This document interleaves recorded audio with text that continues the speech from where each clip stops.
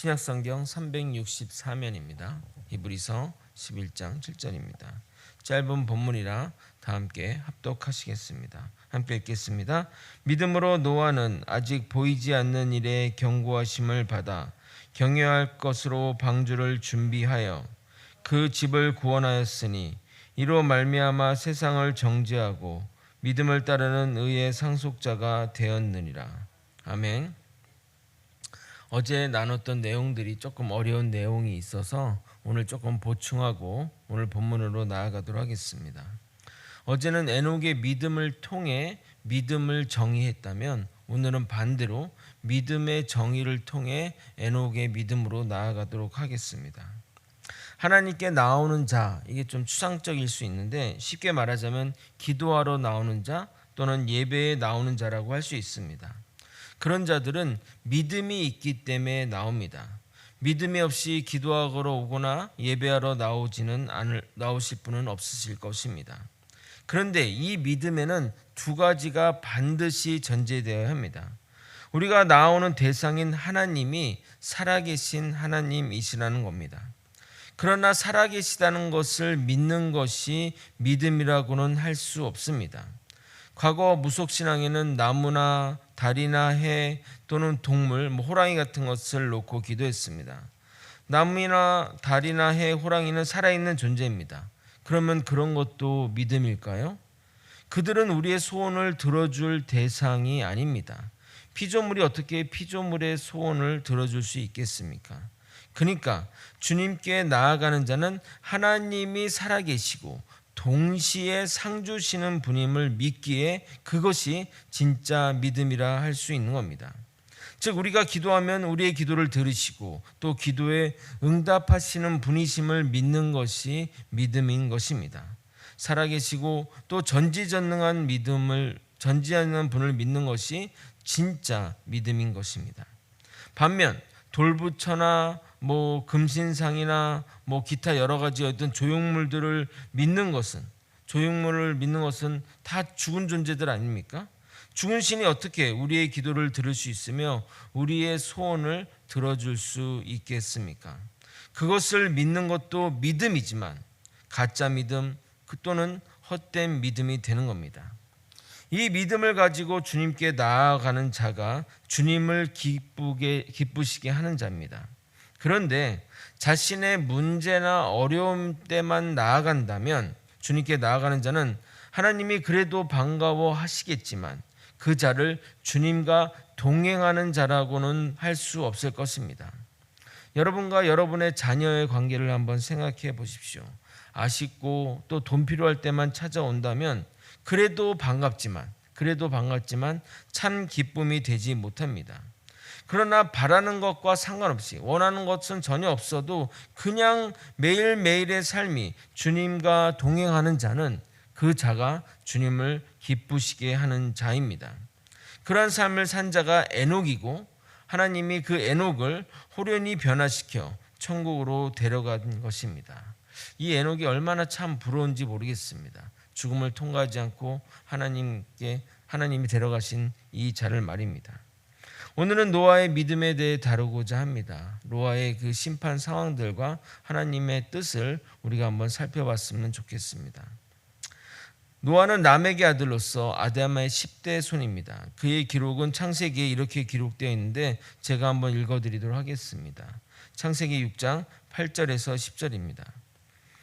그러나 노아는 여호와께 은혜를 입었더라. 이것이 노아의 족본이라. 노아는 의인이요 당대의 완전한 자라. 그는 하나님과 동행하였으며 세 아들을 낳았으니 셈과 함과 야벳이라. 노아는 의인이며 당대의 완전한 자라고 말하고 있습니다. 그도 역시 에녹처럼 주님과 동행하는 자였습니다. 그러나 하나님은 노아 시대의 홍수로 이 지구 사람들을 다 몰살시키기로 결정하십니다. 참 하나님의 징벌이 무서우면서 도대체 사람들이 어떻게 했길래 그랬을까 생각이 듭니다. 오늘은 하나님이 심판하시기로 마음먹은 이유가 무엇인지 한번 살펴보도록 하겠습니다. 창세기 6장 1절에서 2절을 읽어드리도록 하겠습니다. 사람이 땅에 번성하기 시작할 때 그들에게서 딸들이 나니 하나님의 아들들이 사람의 딸들의 아름다움을 보고 자기들이 좋아하는 모든 여자를 아내로 삼는지라. 이 본문을 보게 되면 좀 논란이 되는, 또는 그 의미가 무엇인지 좀 혼란스러운 성경 구절 중에 하나인데, 하나님의 아들들은 누구이며 또 사람의 딸들은 누구인지 참 궁금해합니다.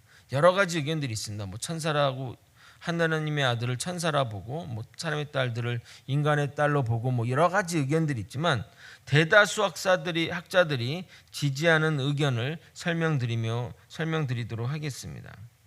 사람이 많아지면서 딸들이 낳았다는 말은 여성이 남성에 비해 급격히 늘어났다는 말이 아니라 하나님을 모르는 자, 하나님과 상관없는 자들이 태어났음을 말하고 있습니다. 2절에 하나님의 아들은 경건한 셋의 후손으로 이해하면 되고, 사람의 딸은 신앙이 없는 보편적인 인간의 딸들로 이해하면 됩니다. 결혼은 매우 신성한 것이며 결혼 배우자의 선택에 있어서 최우선의 과제가 영적인 요소인데, 그것을 전혀 무시한 채 육적인 아름다움을 추구하며 예쁜 여자를 최고의 신부감으로 삼아 아내로 삼는 행위는 지금의 사람들과 별반 차이 없는 현실이라 하겠습니다. 결국 그들 모두가 눈에 보이는 것을 추구하니까 타락하게 되었고, 하나님의 영이 그들 안에 거하는 것이 불가능해져 버렸습니다.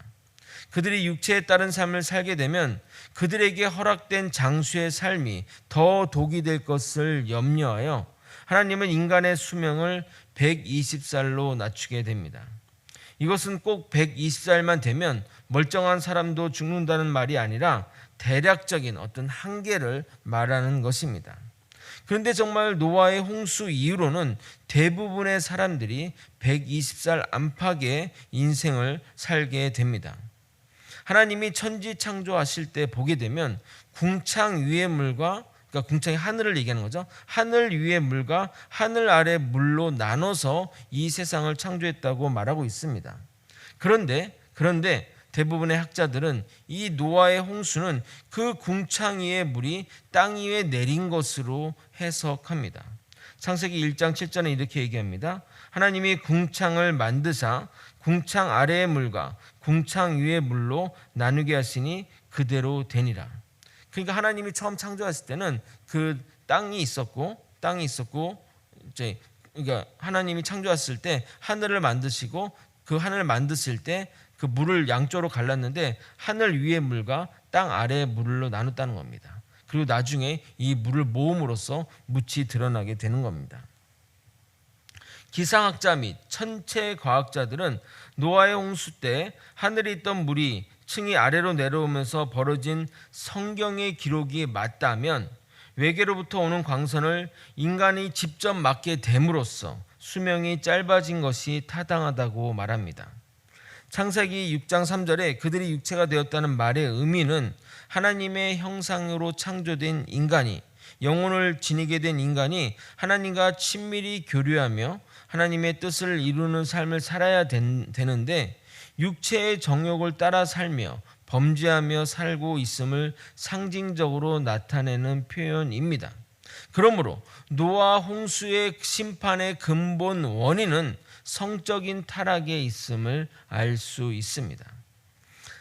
창세기 6장 4절 서두를 보게 되면 당시 땅에는 네피림이 있었고라고 시작합니다. 이 4절의 네피림의 존재에 대해서도 궁금증을 가지는 분들이 많습니다. 나중에 창세기 강해를 할 때 되면 자세히 좀 다루겠지만 이 네피림의 어원적 해석은 거인이라는 의미입니다. 당시에는 땅에 거인들이 살았다고 합니다. 그러면 왠지 좀 뭔가 막 엄청난 거인, 만화 같은 느낌이 드실 텐데, 우리가 생각하는 어떤 거대인, 걸리버 여행기 그런 거인이 아니라 대략 3m 내외의 사람들이 그 당시에 살았을 것이라고 학자들은 추정합니다. 그들의 후손들이 아낙 자손이고 나중에 블레셋 족속 쭉 장대한 거인이 된다고 추정을 하게 됩니다. 이것 또한 노아 홍수 이전에는 궁창 위의 물이 지구를 보호하였기 때문에 유해한 광선의 침입이 없었고, 지구 전체가 오늘날의 아열대 기후와 같이 따뜻하며 풍성한 식생활을 누릴 수 있었기 때문에 인간의 몸도 오늘날 인간과 다르게 더 컸으며 장수했을 것이라고 학자들은 추정합니다. 성경의 기록뿐만 아니라 세계 각국에 있는 전설이나 신화에도 거인족이 어김없이 빠짐없이 나오는 것을 보게 되면 초기 인류의 몸집이 오늘날과 좀 달라지 않았을까라고 추론할 수 있습니다. 그리고 그냥 저 개인적인 생각인데 자외선이나 또 태양광선에 덜 노출되는 북유럽 사람들이 보통 키가 크지 않습니까? 이런 영향도 있지 않을까 그냥 혼자 한번 생각해 봤습니다. 창세기 6장 5절에서 7절을 읽어드리도록 하겠습니다. 여호와께서 사람의 죄악이 세상에 가득함과 그의 마음으로 생각하는 모든 계획이 항상 악할 뿐임을 보시고 땅 위에 사람 지으셨음을 한탄하사 마음에 근심하시고 이르시되 내가 창조한 사람을 내가 지면에서 쓸어버리되 사람으로부터 가축과 기는 것과 공중의 새까지 그리하니니 이는 내가 그것들을 지었음을 한탄함이니라 하시니라. 과거 얼마나 인간이 타락하고 악하길래 하나님이 사람 지으심을 후회하시고 근심하시며 인간들을 지면에 쓸어버리기로 결심하셨을까 생각이 들 수 있습니다. 사실 그런 면에서 보면 지금이 얼마나 타락했습니까? 지금이 더하면 더했지 과거와 비교되지 않을까 생각합니다. 그러나 제가 과거에 어떤 유럽 여행을 한 적이 있었는데 이탈리아에 있는 뽐페이라는 그런 고대 유적지를 방문한 적이 있었습니다. 화산 폭발로 인해 마을 주민이 몰살을 당해 유명해진 도시인데 고고하게 발견으로 인해 그 도시의 유적들이 발견되어 사람들이 지금은 자주 찾아가는 관광지가 되었습니다. 그 화산재로 덮여 있어서 오랫동안 그냥 잊혀진 도시로 있었는데 나중에 이제 하게 되면서 그 과거의 그 모든 것들이 드러나게 되었습니다. 그런데 그 유적들을 보게 되면 정말 그 당시에도 화려한 사창가들이 있고 제가 뭐 자세히 말씀드린 거지만 정말 타락한 사창가도 있었고 공공장소에 동물이랑 하는 그런 곳들이 또 있었을 정도였습니다. 그곳을 안내하는 가이드의 말이 아직도 기억이 납니다. 뽐페이의 타락상은 지금보다 더하면 덜했지 덜하지 않다며 뽐페이의 타락 때문에 그 화산 폭발의 심판을 받은 것이 아닌가 생각하는 사람이 있다고 말합니다. 로마의 역사 기록들, 그리고 인도의 유적들, 그리고 고대 문명들의 성적인 타락은 정말 우리가 상상하는 수준 이상입니다. 제가 이번 주부터 고린도전서 강의를 하지 않겠습니까? 거기 보면 정말 그 당시의 타락상들을 알 수 있는 장면들이 나옵니다. 이상할 것이 없습니다. 하나님을 마음에 두지 않는 자들은 결국 타락의 끝으로 나아갈 수밖에 없습니다. 어떻게 하면 더 즐길 것을, 어떻게 하면 더 타락할 것을 고민하고 노력하는 것이 바로 죄인된 인간의 모습입니다. 이 타락의 죄악은 반드시 분명한 방향성을 가지고 있습니다. 나중에 창세기 강의 때 심층적으로 다뤄보겠지만 음란은 생명체입니다.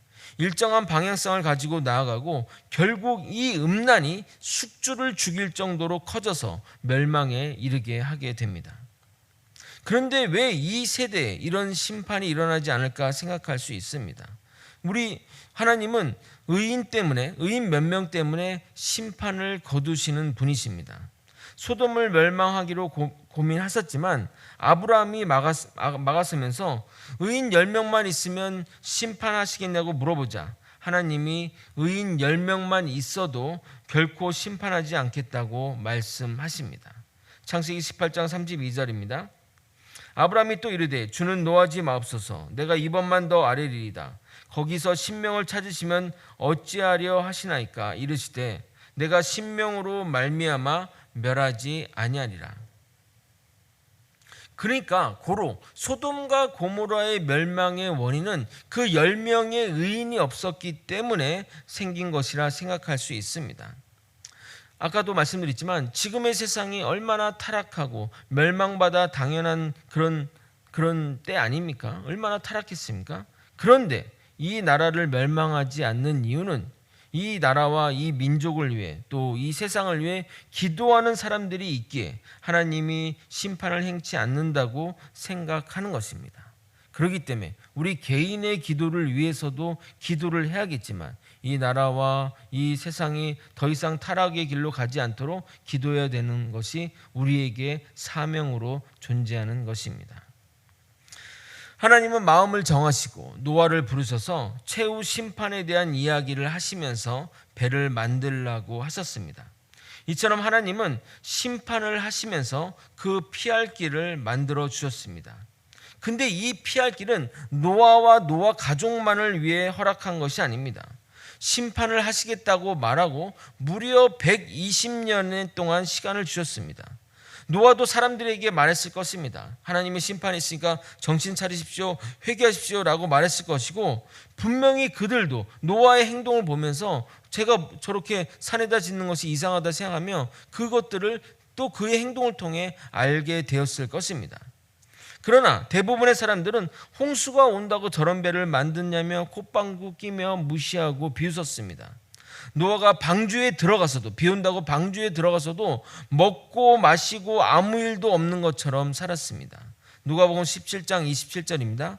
노아가 방주에 들어가던 날까지 사람들은 먹고 마시고 장가들고 시집가더니 홍수가 나서 그들을 다 멸망시켰으며, 하나님은 분명히 피할 길을 주셨고 또 기회도 주셨으나 사람들은 무시했습니다. 물론 세상의 눈으로 보기에는 노아의 행동이 어리석어 보였을 것입니다. 근데 저는 이게 우리한테 하는 얘기인 것 같습니다. 우리가 아무리 종말이 있다, 심판이 있다, 예수님이 재림하신다, 재림하게 되면 기회가 없으니 이제는 회개해야 된다, 아무리 외쳐도 전혀 걱정하지 않고 사람들은 살아가고 있지 않냐, 이 말입니다. 저는 그때나 지금이나 동일하다고 생각합니다. 그 당시 노아를 비웃으며 한심스럽게 생각했던 것처럼 우리 믿는 자의 삶을 보면서 불신자들은 한심스럽게 생각할 것입니다. 그러나 누가 마지막에 웃는지 두고 봤으면 좋겠습니다. 그러니 여러분은 절대 변질되지 마시길 소망합니다. 그리고 이 땅을 위해, 이 나라를 위해 쉼없이 기도하십시오. 우리의 친척들을, 우리의 부모, 우리의 자녀들을, 또 우리의 친구들을 이 방주 안으로 데리고 오도록 최선의 노력을 해야 합니다. 노아가 아직 일어나지 않은 일을 일어날 것으로 믿고 120년 동안 사람들의 멸시와 천대를 받으며 배를 지어 살아갔던 것처럼 우리도 하나님의 경고의 심판을 눈으로 보지는 못했지만 하나님의 경고의 심판의 말씀을 귀 기울여 믿음으로 종말을 보며 의의 상속자가 되기를 소망합니다. 여러분을 겁을 주려고 하는 것은 절대 아니지만 저는 심판이 그렇게 멀지 않았다고 생각합니다. 여러분 절대 방심하지 마시길 바랍니다. 믿음은 보이지 않는 경고를 진짜로 받아 가지며 살아가는 것입니다. 시간이 많은 것 같지만 결코 많지 않습니다. 히브리서 11장 7절을 곱씹으면서 다시 한번 여러분과 함께 읽고 설교를 마무리하도록 하겠습니다. 함께 읽겠습니다. 시작. 경고하심을 받아 경외함으로 방주를 준비하여 그 집을 구원하였으니 이로 말미암아 세상을 정죄하고 믿음을 따르는 의의 상속자가 되었느니라. 말씀을 정리하겠습니다. 세상은 점점 타락해가고 의인의 숫자는 점점 줄어갑니다. 타락한 세상에 대해 남은 것은 심판밖에 없습니다. 성경을 보면 전 세계를 하나님이 멸망시키시기도 하지만 타락한 도시나 그 나라만 멸망시키기도 하십니다. 대한민국을 포함해 모든 세계가 미쳐 돌아가고 있습니다. 마약과 살인과 음란이 일상화되었고 동성애가 급속도로 퍼지고 있습니다. 심판은 멀지 않았습니다. 하나님의 경고를 받고 120년간 사람들의 조롱을 뚫고 배를 만든 노아처럼 믿음으로 세상의 타락의 경고를 받아 하나님의 품 아닌 방주 안으로 들어가는 우리가 되어야 할 것입니다. 세상을 멀리하고 믿음을 따라 의의 상속자가 되는 저와 여러분이 되시길 예수님의 이름으로 축원드립니다. 기도하시겠습니다. 하나님 아버지, 눈에 보이지 않는 경고, 전혀 비올 것 같지 않는, 비로 심판받지 않은 그런 그 하나님의 말씀을 의지하여 120년간 줄곧 사람들의 조롱과 비난과 무시를 무시하고 하나님의 말씀 따라 배를 지어 결국 세상을 정죄하고 의의 상속자가 된 것처럼 예수님은 다시 오시겠다고, 그리고 그 다시 오실 때 이 세상을 심판하시겠다고 하는 그 성경의 말씀, 보이지 않는 성경의 말씀, 그 미래의 말씀을 의지하여 이 땅의 삶을 살면서 경건하고 신실하고 하나님의 말씀에 순종하며 살아가는 주의 백성들이 다 될 수 있도록 이끌어 주시옵소서. 나라를 위해 기도하고 민족을 위해 기도하고 이 세계가 타락하지 않도록 기도하되 우리의 신앙을 굳건히 새겨 어떠한 환난과 공고와 박해에도 불구하고 이 신앙 굳게 가지며 살아가는 믿음의 사람들이 다 될 수 있도록 역사하여 주시옵소서. 믿음 변질지 않겠습니다. 내 신앙 아버지 타락하지 않겠습니다. 온전히 주님으로만 믿고 주님의 그 방주 안에 들어가는 믿음의 사람들이 다 될 수 있도록 이끌어 주시옵소서. 사랑이 많으신 예수 그리스도 이름 받들어 기도드립나이다. 아멘. 주기도문으로 예배를